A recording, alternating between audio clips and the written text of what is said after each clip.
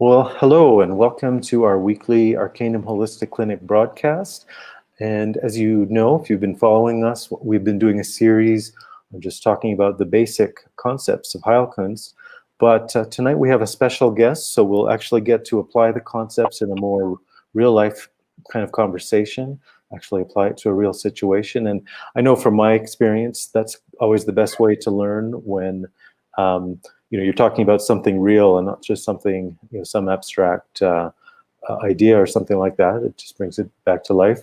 So I'll introduce my guests. We have Whitney and Adam, and you see them here on the screen right next to me. The miracle of modern technology, which say it's always wonderful when it works, and we never know when it works, but we love it when it does. So why don't now, Whitney? I know I was talking with you by email, but do you want to set a little bit of a context, or maybe where your thought or your starting point is, or what your maybe kind of a general question you would start with? I guess we're totally new, or we're seeking all alternatives in which Adam could heal. He was given a diagnosis of ALS, and we believe that he can heal. Yes. And we are looking for our options. Mm-hmm. And we were given your name and just a little briefing about this through a friend, and that's kind of okay. the gist of it. And I know, I remember, Whitney, we talked a few weeks ago anyways, initially, but can you remind me again? I just remember a little bit. What was what was the starting point? Was there a certain symptom or just a regular checkup, or what kind of led to this diagnosis coming up? So just to give you a little history, about a year ago, or probably not even quite a year ago, October, November, I started noticing a little difference in my function in my left hand, primarily my index finger and my thumb. But I didn't think much of it. Have some history of injuries on my left side between breaking my wrist and having some. That's fine.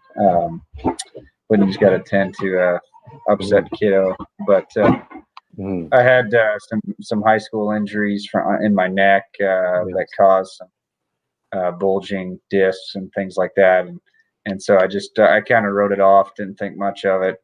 Hey, we'll pay that medical bill and I'm ready to get that fixed type of an attitude, and went to an orthopedic doctor, and they referred me to a neurologist and did an EMG.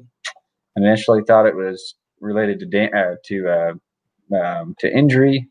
Went to another neurologist. They said it was a motor neuron disorder of some sort. Wasn't really sure. They sent us to the Mayo Clinic. Mayo Clinic said, we believe it's ALS. And so it's a pretty shocking and crushing diagnosis, but in the last 2 to 3 months since we've had the diagnosis, which happened on June 25th, we've learned of a lot of hope that's still out there, and we're pretty strong in our faith, and we're really committed to beating this and trying to do it in a way that we know best at this point. It's a lot of prayer, and we're adding a lot of supplements and natural stuff, diet, and and that's kind of why we're talking to you. To be honest, I consider every option that's out there, so that's and to be honest, back to what's going on. I really my hand and my forearm, definitely they show a little muscle wasting and loss of function. But to the person that doesn't really know, you don't really notice it. And I get fasciculations throughout my body, and my reflexes are really brisk, and that was one tip off. But overall, I'm operating probably upper 90% yet. To be honest, I mean, I'm still really healthy, but it's just it's still hard to accept that we're on these train tracks and we can't get off. Mm-hmm. Yes. Well, I hear you. It's not never what we expect or never what we want to hear or anything, but certainly, as you say, you have you're researching, you have a good attitude and faith and all the rest of it. And I wanted to ask you, you mentioned, the good food and supplements and everything. At this point, have you started into any like drug protocols or anything, or you're just still researching and things like that? Just all natural supplements. We haven't done any prescription anything. Outside of a sleeping aid. But we, for the most part, we're on about 9 or 10 different supplements at this point, and they're natural supplements. Most of them are at a pretty extreme high dose, and those dosages and the regimen, we are following a lot of clinical trials that have been done on them, and so and we could go through those with you if you'd like. But, and then we're detoxing, with the nutrition, and then other stuff like infrared sauna, bentonite clay baths, a lot of water, a lot of basically a plant-based diet at this point. We still eat meat once or twice a week, which is a organic, grass-fed, either venison. Adam hunts a lot of deer. Yeah, so we eat a lot of venison, but that's only a couple times a week. Yeah. Adam, do you happen to know your blood type, or of the 4 blood groups? I should know that. Okay, that's okay. Yeah, no, don't worry if you don't know it off the top of your head. I'm just for interest, or more than interest, but yeah, that's when it comes to diet and everything. That's actually one of the factors we will look at, because between the 4 blood groups, you basically the 4 blood groups. I'll say this very generally, but you really get this story of human evolution as far as the different phases of civilizations and pre-civilization and everything. And of the 4 blood groups, you get 4 very distinct diet types, which are really beneficial. Now that's very good. That's very helpful to get somebody onto their blood type diet, and to really as I say, really we talk about natural diet and all that, but really what we should be saying is natural diet for a person's unique blood type, right, of the 4 blood types. So in other words, one person, 2 people may be eating the same natural diet, like healthy natural foods and everything. But if one is, this blood type and one is that blood type, one may be doing very well on the diet, and one may be kind of causing more inflammatory processes in their body. So again, there's no universal healthy diet. It depends a lot. Anyways, this is just one factor. It's important, but we will also, based on your health history and the symptoms and other things going on, we will look at other dietary factors, above and beyond the blood type. But that's definitely one place we start for sure. We've seen even if we don't consider anything else, we've seen good improvements for people just on that front. Now, as I say, we don't stop there. There's a lot of other things we want to look at as well. But yeah, that's definitely a good starting point. And yeah, you mentioned now if it happens that your blood type, some do better with certain meats, other meats, other diet styles, of course more vegetarian for some blood types, depending on what they are. But yeah, if you have that natural source, like as a hunter, if you have that natural source of the venison, if that's a well-matched meat for your blood type, I would encourage you to continue that. But anyways, that's a detail we'll come to when we know your blood type. But now I just jumped right into that, but let me back up a step here. So a more general concept that's important to start with is the more general idea of diagnosis, right? And I know people who've gone around and kind of looked at different different kind of healing systems and different health philosophies and things like that. You kind of get a bunch of different stories. Like, oh yeah, we know what the stories in Western medicine, they very much look at the very in great detail. They look at the factors in the physical body. It's like, okay, the muscles are having this factor going on and the neurons are doing this. And, the whole description of ALS is very, very specific. to all these physical processes, and there's nothing wrong with that in itself. But if that's, they kind of begin and end with that, and if that's all you have, they're, they're them being the Western approach, their approach kind of begins and ends just with the symptoms. And as I say, that's okay, to some degree. Like, we can do things directly with symptoms with a number of different methods, and you can improve symptoms, you can improve someone's comfort level, you can actually reverse symptoms and things like that. But when you really understand the deeper roots of disease, like the genetic factors, some of the like you mentioned, some of the injuries and things like that, there's a whole variety of kind of history in your body that's just kind of memorized by the cellular memory that's unique to you. And depending on all these factors, certain symptoms or certain conditions will emerge in someone at a given time. That's a little bit of the surprise or the mystery to illness. But the more you kind of know all those factors, the more you can kind of put together, oh yeah, this is a causative factor, and this is contributing to it, and we can put all the puzzle pieces together. But what I'm saying with, when you strictly follow the thought process in Western medicine, and they're very good at this part of it. They only look at the symptoms. They look in great detail at the symptoms, and they have anything from blood tests to other kinds of body imaging and scanning, and they have all these great technologies for looking inside the body, and they say that's fine for what it is, and it's helpful for what it is, but it doesn't answer a bigger question, which is, okay, you can identify and name all the symptoms and everything, but it does not answer why those symptoms came in the first place, right? So it's like, to use an analogy, like if people often use analogies like this, but if you look at, like, somebody is having let's say problems with their car, some kind of whatever, some problems going with the car. I can't even think of making up an example. Let's say there's, the classic example, like, let's say every time someone drives, there's kind of like a knocking noise coming from the engine, and maybe one of the lights comes on the dashboard. So you can say, okay, something's going wrong. That sound's not supposed to be there, and that light's telling me something's wrong. But imagine if you took that car into the mechanic, and all they did was they went to the dashboard and said, oh, you have this light coming on.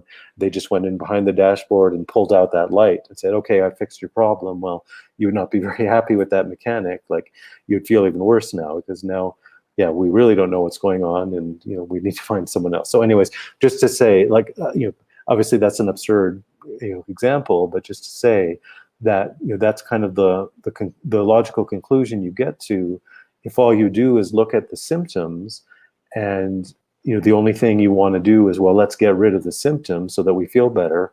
Well, we all know that that's a pretty bad course of events, right? We don't want things to go like that. Like, and it's, obviously there are no mechanics like that. That's pretty absurd. But just to make the point here.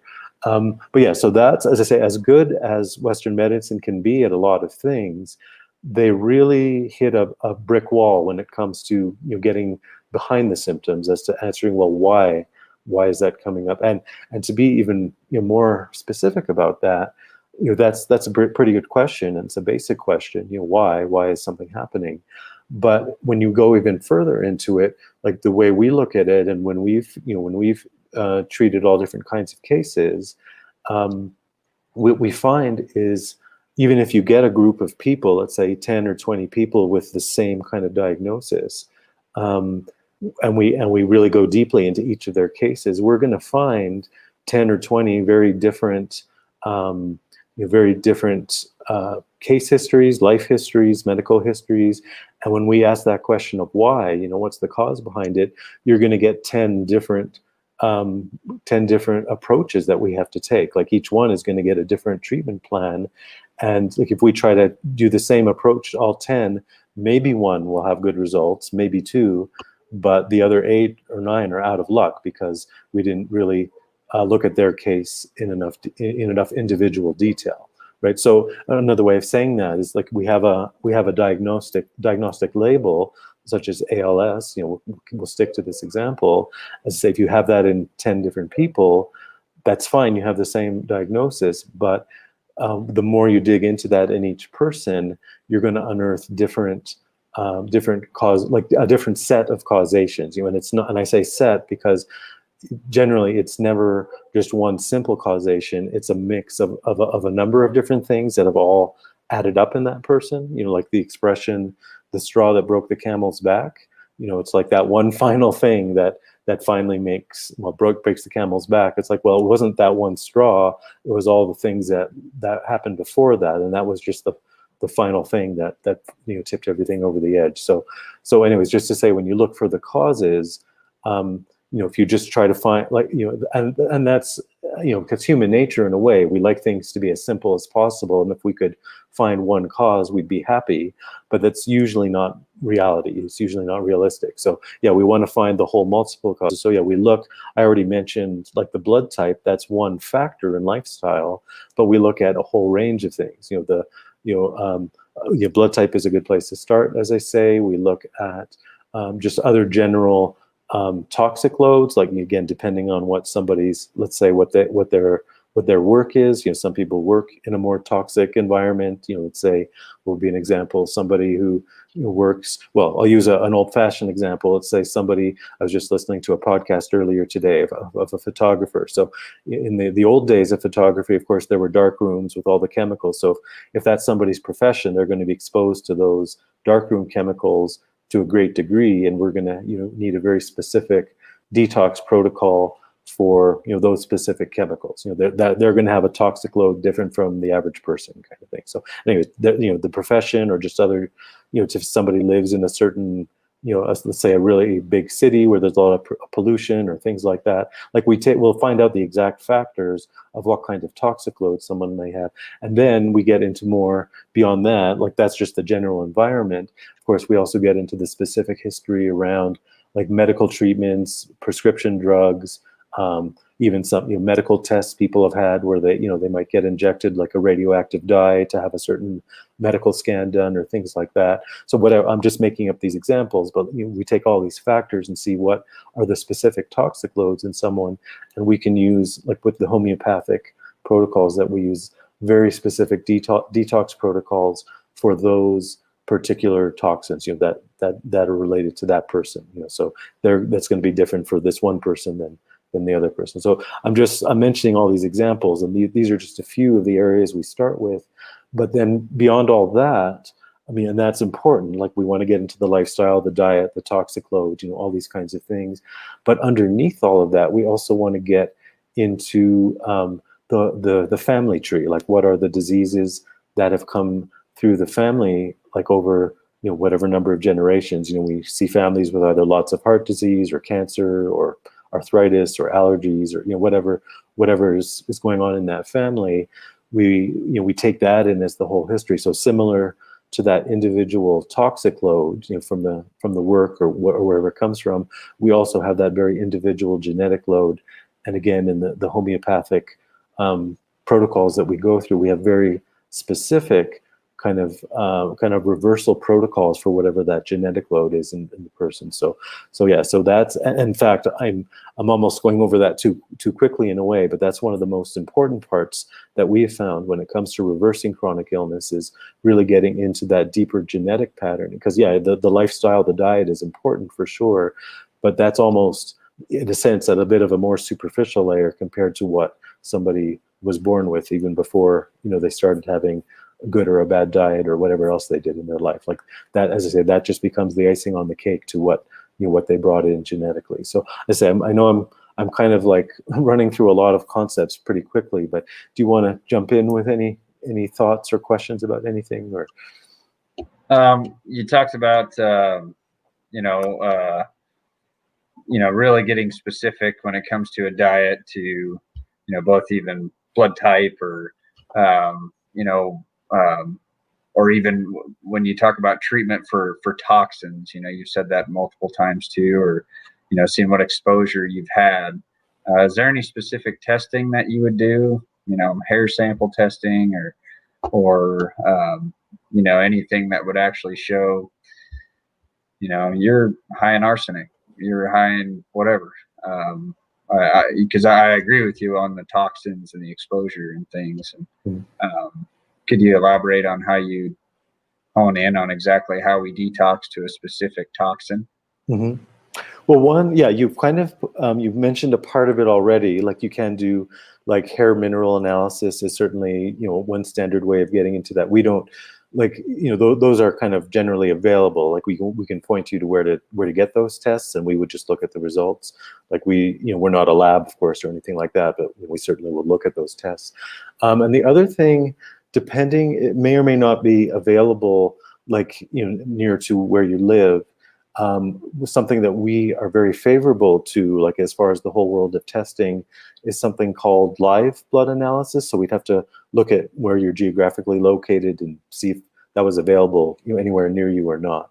If it was, we would certainly want to look at that as an option. If not, of course, we would start with what we have, hair mineral analysis and so on. But yeah, it's the other part of your question.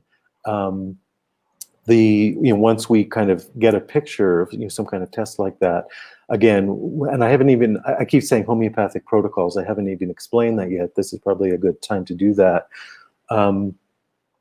In general, like every time I use the word homeopathy, you know, that has a whole world of meaning for me, but let me define it now so it has some meaning for you. And the word homeopathy, well, it comes from two Greek words. So I'll translate it to English because we're all English here. But the Greek words are homoios pathos. You know, that makes up the word homeopathy. So what? So what does that mean? Well, those two Greek words basically translate to homoios pathos is similar suffering, or the other way we say that is like cures like. So to your question, and this will apply, you know, to other things we'll talk about as well. How do you detox from, you know, a specific toxin, you know, aluminum or whatever? It could be anything. Once you know what it is, well, you use basically, you know, any toxin, any metal, any mineral, any even plant, animal substance. You know, basically pretty much any natural substance, or even man-made substance as well, can be through a certain method potentized into what we call a homeopathic remedy. And what that means is it's like let's stick to arsenic as our example. It's just, you know, that'll just be our we'll keep coming back to that as an example. Like, you know, it'll apply to anything else. But so if you take, now in its natural form, arsenic is a poison, but if you use the homeopathic method to turn arsenic into a potentized homeopathic medicine or remedy, we use either word. It's no longer toxic, but now it becomes a medicine for anyone to detox who has arsenic in their system. So it's almost like, it's basically like you're using, you're using, I guess this is what's coming to mind. I've used this analogy before, but I guess if you've ever studied any, you know, martial arts, you know, that's one of the basic kind of tactical principles in the martial arts is it's a kind of almost like a very like a defensive basis kind of fighting system, but it's one that which really whatever your enemy is coming at you, it's a whole process of taking however they're charging at you, you just redivert their energy back and you turn it back against them. So it's kind of like, you know, this is the idea with the homeopathic remedies. If arsenic is something that you have as a toxin in your system, when you use arsenicum converted into a homeopathic remedy, it's a little bit like martial arts. I'm just using an analogy here, but it's like you take that arsenic toxin and you turn it back against itself, and you use the energy of it trying to attack you to push it back out of your system. So as good or bad as that analogy is, that's not too not too bad. So far, kind of scary to me. Like yeah. So because we're trying to detox him of all this, and then I don't know. I guess you know. So then, you know, putting it back in his body, that's kind of scary to me. Well, let me explain it a little better then. Yeah, I didn't mean to scare you, and I did. That's my fault. I didn't explain it well enough.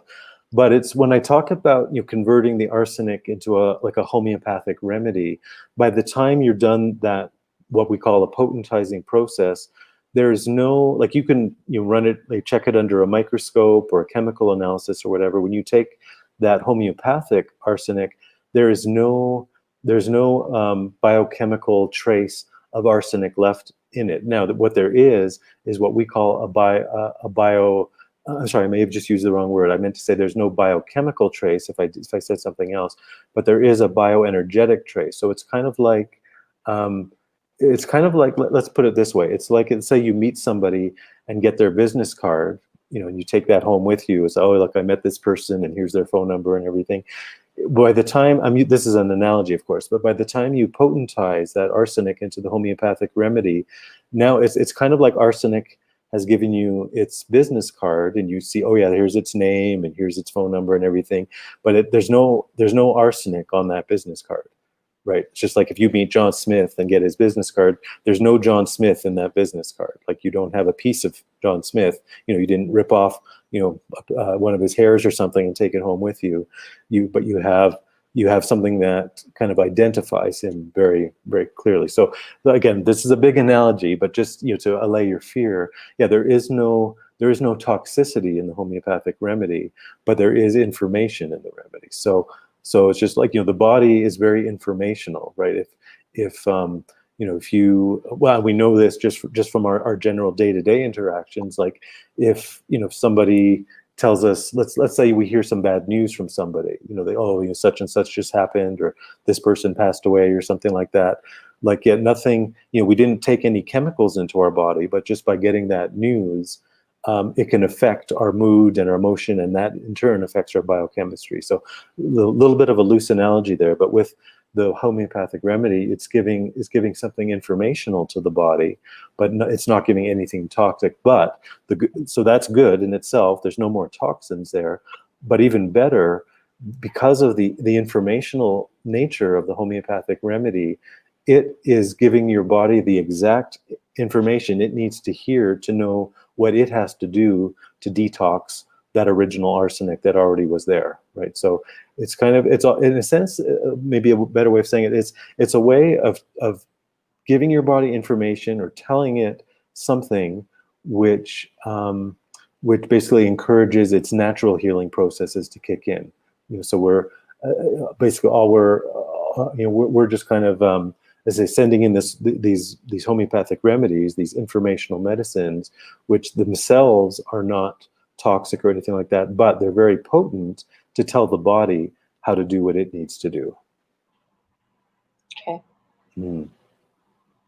Mm. And another example or analogy just came into my mind. It's almost like, if you've ever heard of like desensitization therapy. Let's say somebody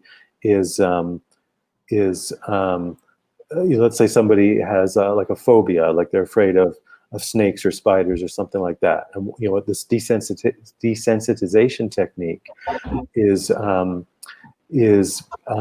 basically, the psychologist or whoever will basically like gradually introduce greater and greater representations of that thing to the person until they get to the point where they can actually go see a real snake and not be scared anymore. So at first they might just show a photograph of a snake, and then maybe they'll do that for a few weeks, and then maybe they'll show some other, maybe a cartoon drawing or something. They'll gradually bump it up, so maybe there's like a snake in the next room, behind like a secure glass window or something, and the person could go peek at that, for 10 seconds or something, and that's enough.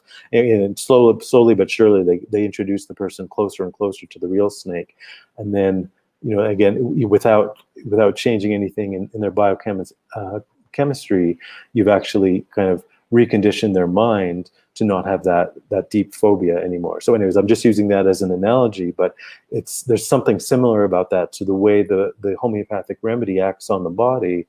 It's almost like it's basically your body is getting just almost very subtle pieces of information, but very powerful piece of information, which give your, let me say it this way, it's like our body always is trying to heal itself, but for different reasons it gets stuck. Like it can't heal certain things, or at a certain point it doesn't have what it needs to finish the healing job, but it's always trying.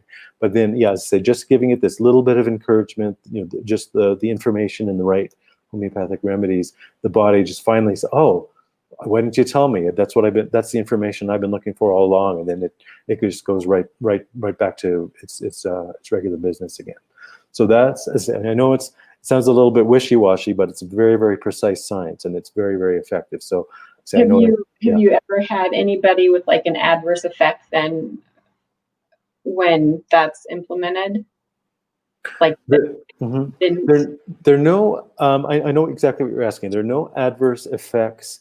Well, for one, an adverse effect could be like someone has an allergic reaction. That would be one adverse effect. Another one could just be kind of like an exacerbation of a whole illness process. So no, there are no adverse effects, in any of those senses. But what there can be, and this isn't a bad thing, is what we call a healing reaction, and that's temporary. That could be even a few minutes, a couple of hours, a couple of days, even sometimes.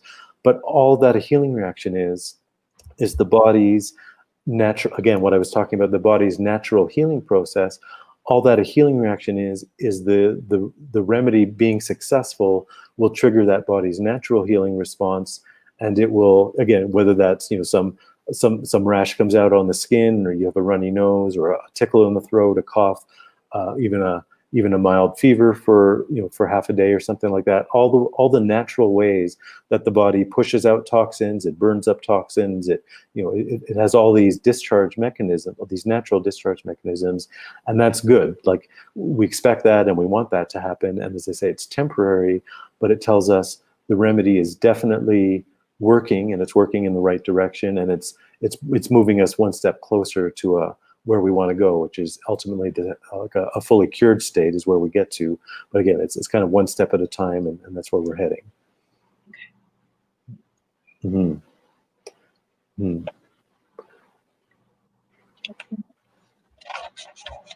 Yeah, I'm sorry, you have a question? Yeah, I was going to ask you, have you worked with an ALS patient before?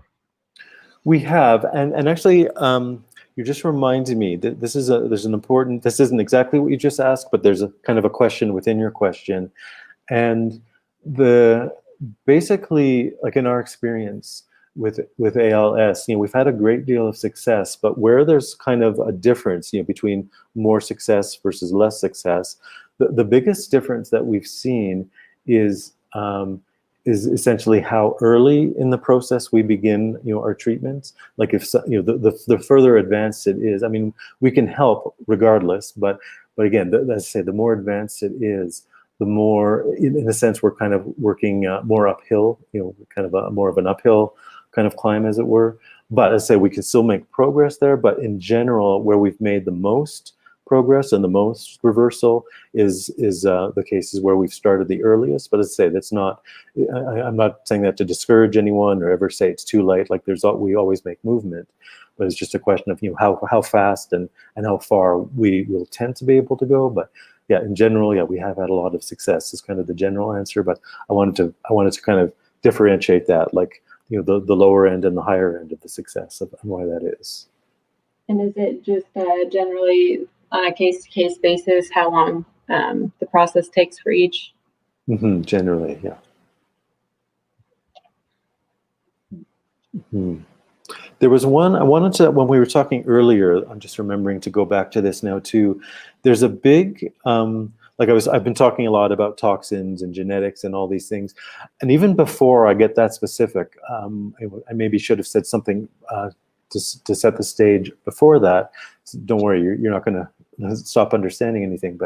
But there's a big important difference, and they work together, but we need to make a distinction between the whole area, and I've alluded to this a little bit, but the whole area of diet and lifestyle, that's one whole area of health and how we reverse health conditions and everything.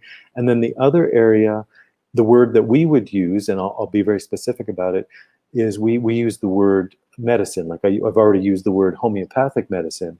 So when I talk about medicine in general, I'm talking about homeopathic medicine. Now, of course, there's pharmaceutical medicine and there's herbal medicine and there's, there's different realms of medicine, but I'm very, very specific when I say, I mean, and I will be specific sometimes, like, no, I'm talking about, I'm talking about pharmaceutical medicine, I'm talking about this. But generally, if I use the word medicine, I'm meaning homeopathic medicine. And that's basically, well, what I was saying earlier, the law of similars or like here's like, that's a whole very specific area. So that's everything I've said, everything from the toxins and the genetic factors and other, other traumas like injuries, things that are still in the body memory. All of that area of medicine works in a very particular way. But we also, as I say, we can't just do that.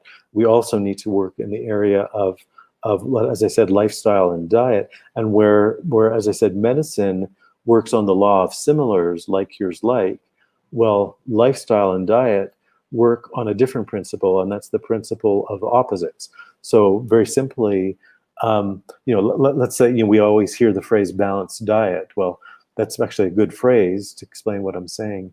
Is the word balance, all it means is you don't have too much of something and you don't have too little, you have just the right amount, right? Like vitamin C, you don't have too much, you don't have little, you have just the right amount. You mentioned drinking water before.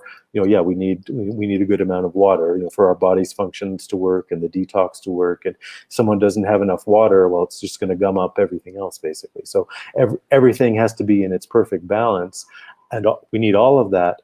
And the more that somebody is properly in balance, with their food, diet, water, exercise, all that stuff, the more and quicker the homeopathic medicines will do their job in an efficient way. And let's say that in the opposite way, the less in balance somebody is with their diet and their lifestyle, we talked about blood type, and the less all of those things are in balance, we can give all the perfect homeopathic remedies to somebody, but they're going to work a lot slower than they would with somebody who was better, like more in balance. So again, those they're separate areas, but they work together. And you can't just, again, I know people get all excited about something. Oh, I found, this new kind of vitamin, or I found this, and they invest a lot of time and effort into that one thing, which is kind of okay, but they kind of ignore almost everything else. They put all their eggs in one basket, and we don't want to do that. So we want to get your lifestyle, get your diet all functioning properly, so that when we use the medicine, it works as perfectly as it can work. I guess the analogy there is it's a little bit like, in a team sport, like you can't just have one superstar player. You have to have everyone working fairly well and working together. And so that's kind of how we approach it. We want to get all the components working properly together, so that when, going back to the homeopathic medicines, that just becomes like a walk in the park, as it were. Like those just work really, really well.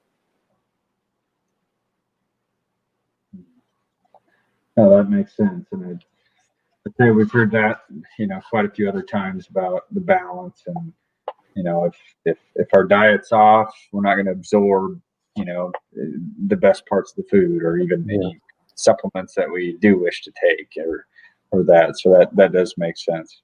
Mm-hmm. Mm-hmm.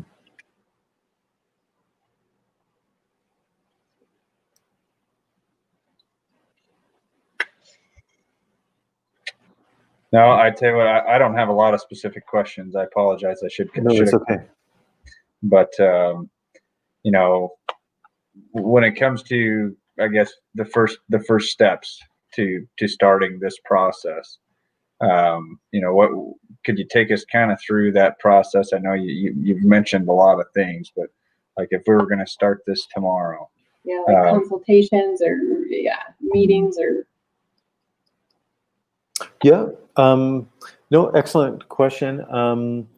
Basically, I mean, in a sense, I've kind of given the whole game away, in a sense. I mean, I kind of went all out of order in a way, but yeah, we do it very systematically. So, I mean, way back earlier, I was talking about the blood type.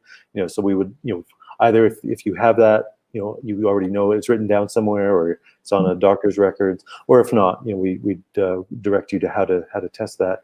But yeah, we'd start with things like the blood type, your basic, what is your day-to-day diet? What do you eat every day? What do you never eat? What do you hate? What foods do you crave? We'd go through like all these kinds of questions and get a really specific picture of basically what's on your plate every day, and what kind of exercise are you doing, all those things. We do work all the way up and down those kinds of questions to, even what's your, what is your, your work and your lifestyle, and how do you sleep, and like all of it, like just get a really good picture of how you function, how you interact with, healthy foods or healthy lifestyle, all of it. Like we'd go through many questions like that. And then further, we'd go like some of the other things I mentioned, as much as and some people know more, some people know less, but like what is in your whole genetic history? Like, most people certainly know, their parents, their siblings, their cousins, aunts, uncles, they'd have a general idea of that. Of course, grandparents, is general knowledge as well. But once we start going beyond, like into great grandparents and beyond, like most people don't know too much, if anything, but we get as much, as much as So we kind of construct a little family tree as best as we can. And so, that gives us a picture, and that guides us into certain homeopathic remedies on the genetic side as well. And then the other also big thing, I mentioned this a tiny bit, but we look at the what we call the whole timeline history. So you mentioned some things with sports injuries and things like that. We look at the whole gamut of injuries. So sports injuries, car accidents, even medical traumas. Like well, I shouldn't use the word trauma, but even if someone has been on a pharmaceutical drug, they've had a surgery, they've had even some of the basic testing, like X-rays, whatever. Like all these things kind of accumulate in the body memory, and we will, in a very specific sequence, we will go back with the homeopathic remedies, and we will systematically remove all those shocks and traumas out of your system, right? That's because your body remembers everything. And again, one little thing isn't a big deal, but like the straw that broke the camel's back, like I said before, those things start to accumulate. And so we just, we want to systematically just peel all of that stuff out of you. So between that, the lifestyle, the diet, the genetic stuff, the current lifestyle, just, and again, even just general life stresses, like, is there something stressful about your job or, anything like that? And we just kind of get a whole picture of what's today, what's bearing on you as far as stresses, anxieties, other things like that, food, toxins, all those things. So we get as big of a picture as we can of all those things. And then we just very precisely and systematically, we just kind of work through one thing at a time, so that we're getting your system back down to its natural function again without anything else kind of interfering with it. So in dealing with actual injury too, if we've had, I've had 4 MRIs since my injury in high school, and each one has progressively shown, worse things, unfortunately, as it's developed. If there's still kind of an impairment there, do you do things specifically to deal with injury? Yeah, exactly. And so whether it's the wrist or your specific injuries, we have they're very specific homeopathic formulas for each type of injury. And so we would be, as we go through that, like I would explain each remedy and what it relates to, and so you may, like, back to the healing reactions again, when it comes to a specific injury, it may happen for a day or 2 or 3 or whatever day. You may feel like tenderness in your wrist or whatever specific injury we're dealing with at that time, as the body is starting to reverse it and push it back out again. So there's a very kind of, it's almost like watching a movie in reverse kind of thing. Like we start with the most recent and we work backwards. So it's kind of funny when you see a movie being played backwards or whatever, and everyone's walking backwards and all that. But it's sort of like that, where we go backwards through your injury history and things like that. And we will see that, like, one by one, we'll see those being kind of your body kind of let go of those memories. So when it comes to healing, a wrist or a long-term thing like that, that's what actually helps the body be able to finally heal. Now, some things, we can heal it to a large degree, but either if it's been a repeated injury or it's long-standing, like many years ago injury or something like that, sometimes we don't get the healing, like the physical healing, to 100%. Like there's always just a little click or a little twist or something still in that wrist or in that whatever. But by and large, we can do a lot of reversal of those injuries and what the aftermath was. Okay. Yeah, no, your questions are very good, so don't worry that you didn't prepare. You have perfect questions anyway. So,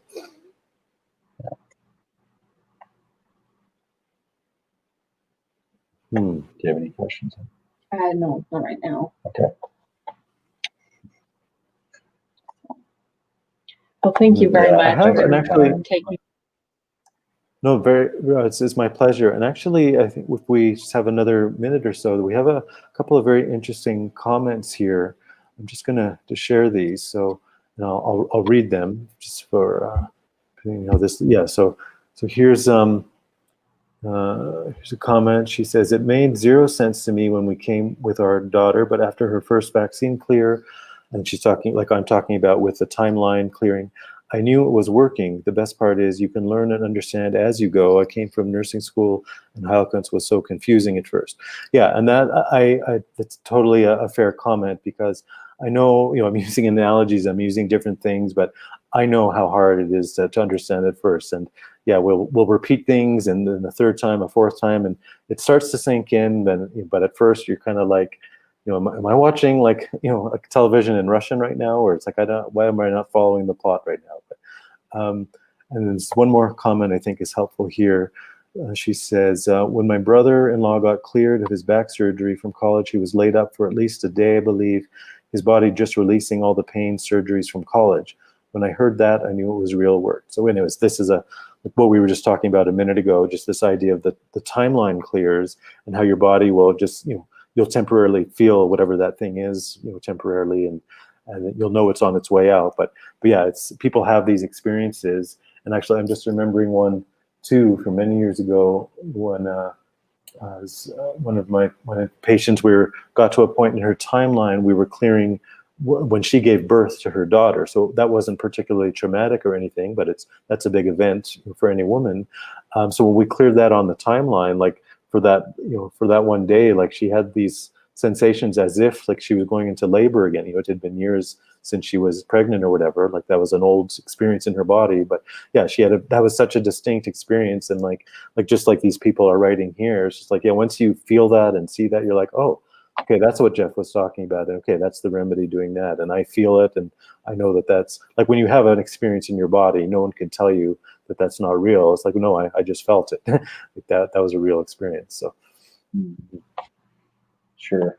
Well, the whole situation is pretty overwhelming, and it's pretty tough to make a decision on what route to run. And we've explored a lot of options. This is certainly one that's unique, but it's good to have some of the other comments and the reassurance through some of the other folks that you've helped for sure. And so that's definitely helpful. Yeah, as I say, the concepts are relatively straightforward in one way, but yeah, they're so foreign in another way. It's like, where else do you hear these kinds of concepts? Like as I said earlier, it's like whether Western medicine or even a lot of the alternatives, they get so almost obsessed, focused on the symptoms. And I'm not saying to ignore the symptoms, but they get so focused on the symptoms that it's like, yeah, they miss the real point of the whole thing of, well, find out don't just relieve the symptom, but find out what caused the symptom, so that once you treat that, then the symptom has no reason to ever come back again, right? It just, because it's kind of like what I was saying earlier. Actually, this may be a good point to end on, but it's like when you really understand what's going on in any form of chronic illness, and especially when this problem of just focusing on the symptoms, like I'm saying, what we really, really come to understand when we study it closely is that, like, kind of like what I said earlier, the body is always trying to heal itself. That's just its job. That's what it does. That's how it's built. But the problem in chronic illness is, for various reasons, the body gets stuck in something and it cannot complete that job of healing itself. But it tries, it tries and tries and tries. But in the process of trying, it's like that body, the body's healing power is, and I know this sounds funny at first, but let's say this is absolutely the case, is that body's attempts to heal itself and get rid of the symptoms is actually what's causing the symptoms, right? So the more you don't deal with the cause, all you're doing is just playing along with the body of trying to heal but creating symptoms, trying to heal but creating symptoms. So it's it's kind of this catch-22. Now, once, as I say, with the homeopathic remedies, those informational remedies, once you give the body the correct information that it needs to heal, finally, it's like, okay, now it can do what it's been trying to do all the time, and it finally heals itself, and it stops, like it gets out of like a broken record, it gets out of that loop, and it stops creating the symptoms of the disease, and it starts to heal them instead. So, as I say, we'd have to go into a lot more detail about that, but that general idea is a very true pattern when we deal with the whole range of chronic illness, like this and like other things as well. But yeah, it's like that whole thing of being so focused on the symptoms, you really miss the point of how the body really needs to heal, and you end up just kind of reinforcing the problem it's stuck in rather than you're getting to the actual cure of it. Kind of off of that, you did mention this is like way, not necessarily outside. It's just different. It's just way different than we'd ever thought we'd be considering or whatever. It's not anything like, I mean, if you do this stuff, it's not anything like you have to really believe in working, right? Like, I mean, your mindset doesn't, I mean, Adam's a very positive person. But as far as, I mean, no offense, he's kind of in a box kind of person usually.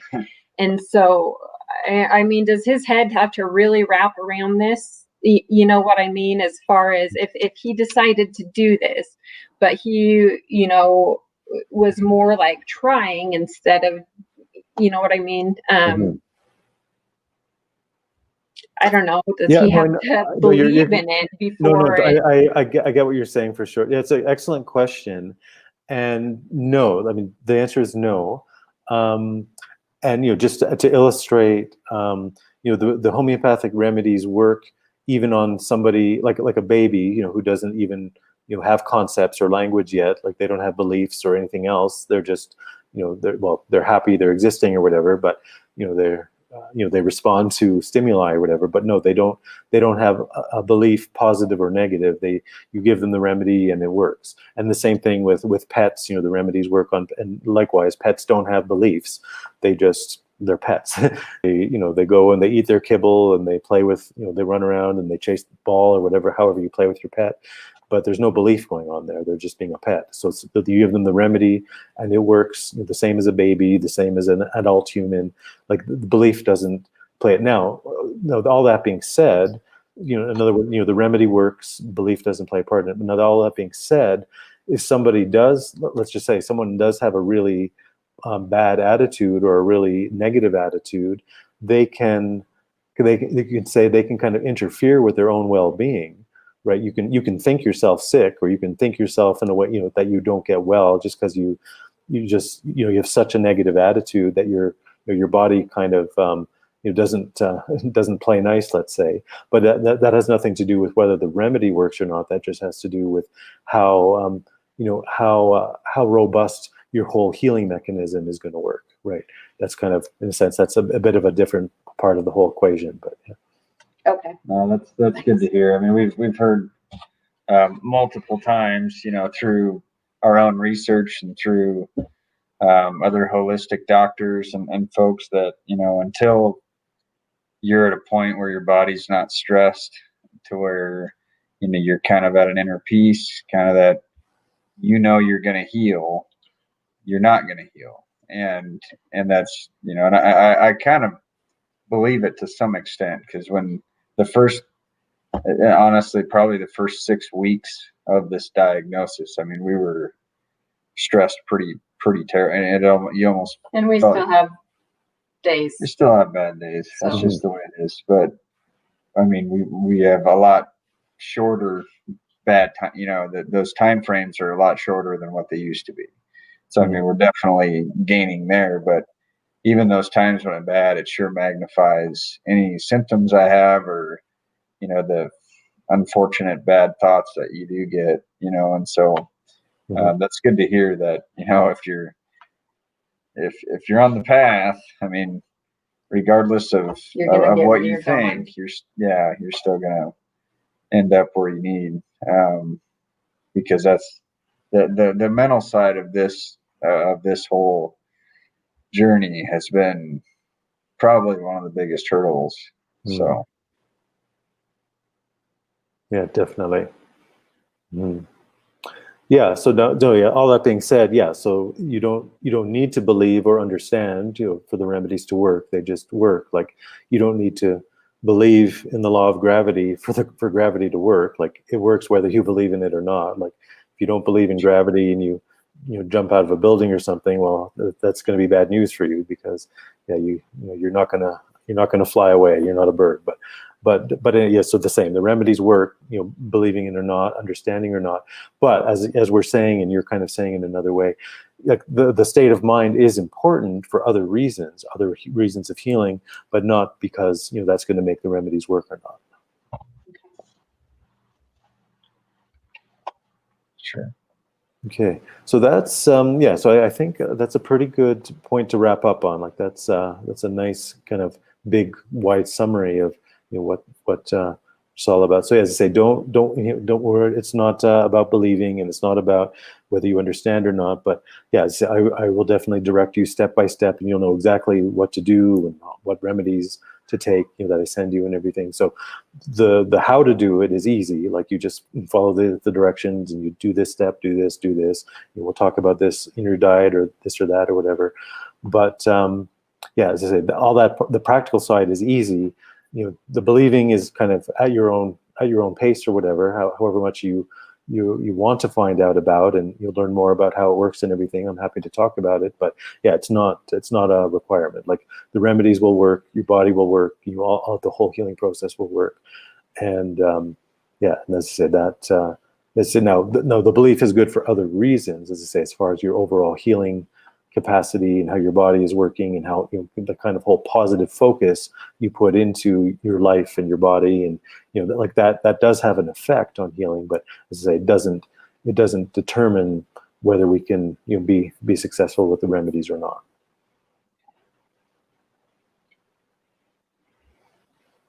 All right. Okay. So anyways, I think we've covered a lot of good ground. Yeah, we certainly, you know, follow up with anything by email. We've already kind of started, you know, some back and forth by email in the first place, so we can certainly go back to that for any last minute thoughts or details or whatever. Appreciate your time. Sorry, we're really not a lot more prepared, but Oh no, you were perfect. Yeah, you asked great today. questions, and yeah, you don't need to prepare. This isn't a you know, university entrance exam or anything. You're just figuring something out. Perfect. Well, thank you very much. We really appreciate your time. Okay, well, no, this is my pleasure. So yeah, as I say, we can continue anything by email. And yeah, no, so thank you so much. Like I said at the beginning, I can talk about these concepts in the abstract, but when you're talking about a real situation, yeah, it's so much more pertinent, and you know, it's so much easier for anyone really to grasp onto something more concrete. Sure. Mm-hmm. Okay, well, you have a good night, and yeah, we will talk again when we next talk. Okay, Sounds thank good. you. Thank you. Bye. Okay, bye for now.